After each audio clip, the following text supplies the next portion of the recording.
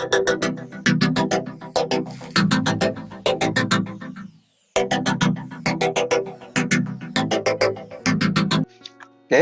Jadi sebelum kita masuk pada kursus yang ni, sebenarnya kursus bagus juga PKP ni kan.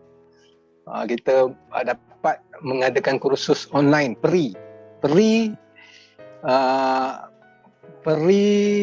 maknanya kita dapat sebelum pergi kursus kita dah dapat dia punya basic. Bagus.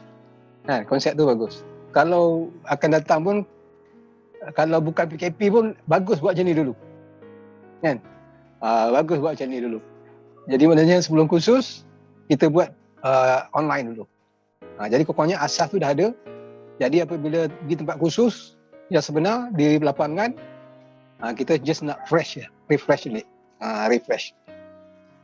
Okey. Kemudian kursus yang kita buat yang sebenar ni, kursus yang sebenar ni sebenarnya kalau tahap dia sebenarnya tahap yang tinggi lah kalau dalam rekreasi lah. Sebelum tu ada yang tak kenal Pak Wan, nama sebenarnya Rodzwan bin Ramli. Rodzwan bin Ramli, berasal dari Kuala Kangsar, sekolah rendah di Kuala Kangsar, tok nenek belah dua bapak pun di Kuala Kangsar. Sungai Perak tu memang tempat berlatih berenang. Kecil-kecil lagi sebelum sekolah menengah dah boleh berenang Sungai Perak. Jadi tak pertikaikan lah macam mana sebenarnya budak kampung ni dia bagus juga di segi outdoor ni. Dia cara dia tapi tak ada cara macam kolam. Tidaklah macam kolam. Kalau kolam ni coach dia akan ajar cara kolam lah kan. Tapi lebih kurang kolam juga. Lebih kurang kolam juga kalau Sungai Perak ni kita dulu berlatih dengan buluh. Kan buat kalau di kolam ada board kan. Swimming board tu. Kita duduk atas swimming board tu, kita gadang-gadang kan. Kita ikut nak boleh glide, nak boleh apa, kita main board. Tapi kalau Sungai Perak dulu masa anak-anak susah saya sebutlah. Kita banyak dengan peserta luar. Kita guna buluh. Guna sebatang buluh yang panjangnya lebih kurang 10 kaki tu ataupun pendek sikit lebih kurang itu, kita duduk atas tu, kita panang nyemerang Kuala Kangsar tu. Menang antara Kuala Kangsar balik sayung, balik pasar, balik sayung. Lama-lama boleh pandai lah. Itu cara orang kampung lah. Kemudian basic anak punya kerja saya. Basic pendidikan adalah pertanian. Dan kerja dalam estate, kerja dalam resda, kerja dalam kerjaan negeri,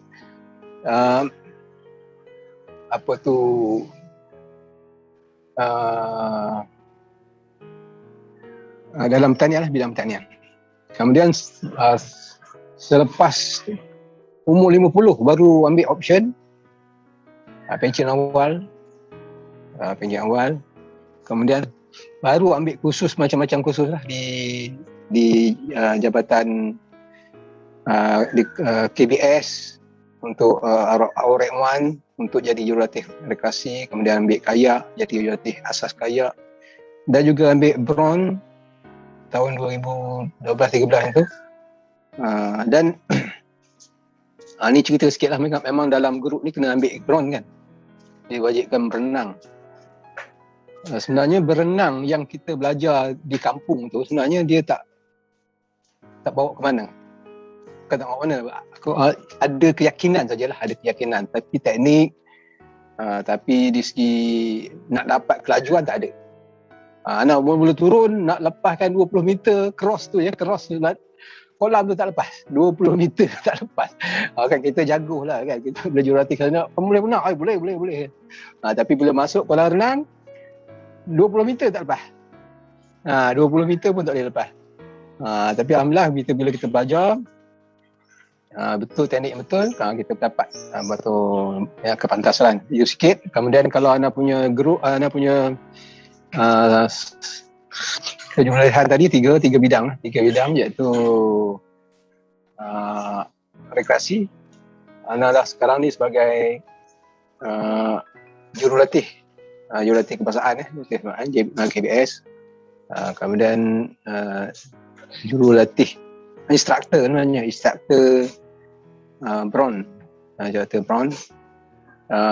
LSSM, lembaga Life Saving Society of Malaysia macam tu lah. Kemudian di segi kayak Persatuan Kayak Malaysia, MASKA. Jadi sebenarnya umur bukan faktor ya. Umur bukan faktor, cuma kita nak rajin. Macam contoh berenang tu. Berenang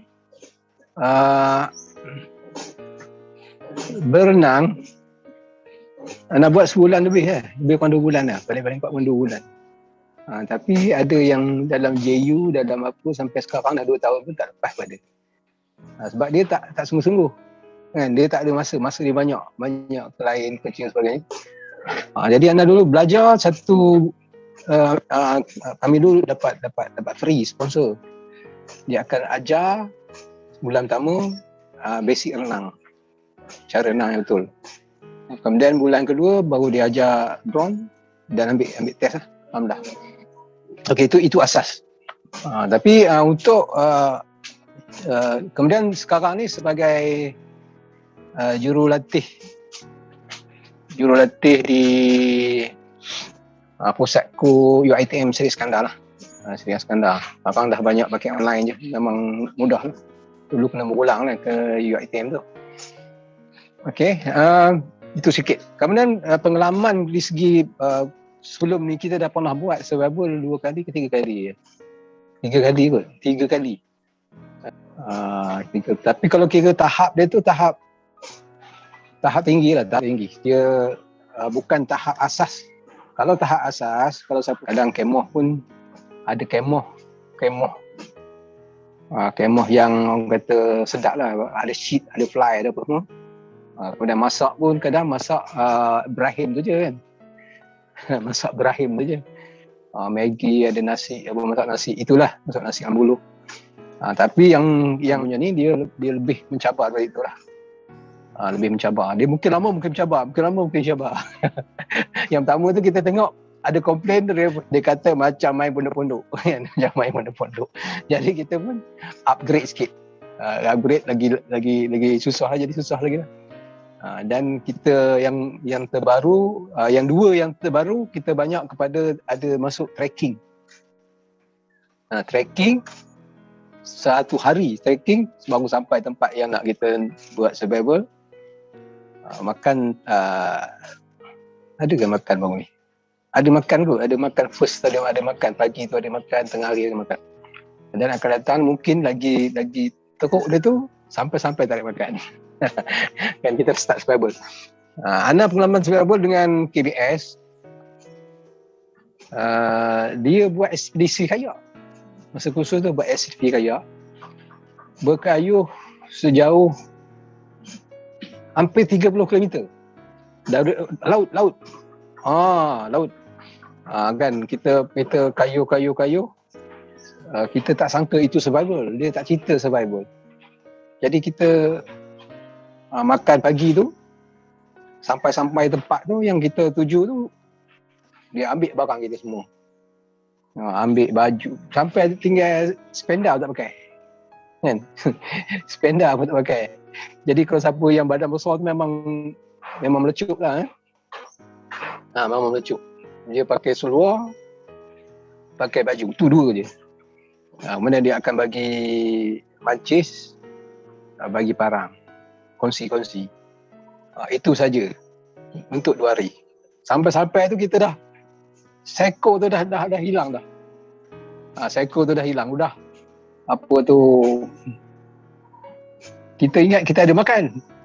Satu hari dah kayuh dengan ombak, dengan apa yang terbalik, dengan apa yang muntah semua ada. Sampai berkayak 20-30 meter tu, dia ambil barang kita. Sekarang kamu masuk survival. Jadi punya mental koyak teruk lah. Koyak teruk. Yang tu lebih kurang tu lah. Lebih kurang tu. InsyaAllah. Okey. Kemudian kali ini kita buat khusus ni, anak akan cara antara survival dan juga tali. Sebab apa? Survival ni nak praktikal susah sikit. Ya. Tali semua ada kan? Siapa ada tali boleh 7-8. Siapa ada tali ikut syarat ni? Syarat ni maknanya kurang-kurangnya 2 meter, 1,5 meter. 1,5 meter dan saiz dia adalah 8 mm ya, 8 mm. Ni 8 mm besar jari mak. Dia kurang besar jari, kurang sikit je jari. Jari ni kurang 10 mm. Jadi baru nanti apabila kita tangkap gambar, nampaklah dia punya ikatan tu. Dah nampak ikatan tu. Tapi kalau pakai benda yang kecil, macam contoh anda buat dengan budak UiTM, kadang dia pakai tali kasut. Tak apa juga tali kasut. Udah kecil kan, nak nampak. Kita ni udahlah veteran. Penggemar kan, nak nampak tu pun jenuh. Ada yang pakai kabel tu, handphone pun ada. Pakai kabel handphone kan. Dia buat ikatan tu. Jadi kita tak naklah kalau kita yang ni, kita tolong. Yang standard lah kalau kita boleh tengok. Kemudian, kurang-kurangnya ada 2 kayu. Ini anda pakai ni tak apalah. Ni pakai PVC. Kayu. Kayu ni. Tak kira lah. Sama ada penyapu ke tak ada penyapu, boleh. Ada penyapu tak ada. Jadi kita akan buat dari semasa ke semasa ikatan ni. Kita ada 4 ikatan. 4 ikatan asal kita akan ajar. Dan kena ambil dan blast dalam grup. Itu siapa saiz 5 mm tu. Kalau di lapangan kenalah tu kan. AJK tolong tengok siapa punya tu. Kita campur dua-dua lah. Mula kita buat asas apa tu, survival, kita hidup. Kemudian kita buat selang-selangkan dengan tali. Sebab tali ni kita kena buat. Dia tak mengantuk sangat. Survival ni banyak kepada cerita-cerita ya, teori-teori lah.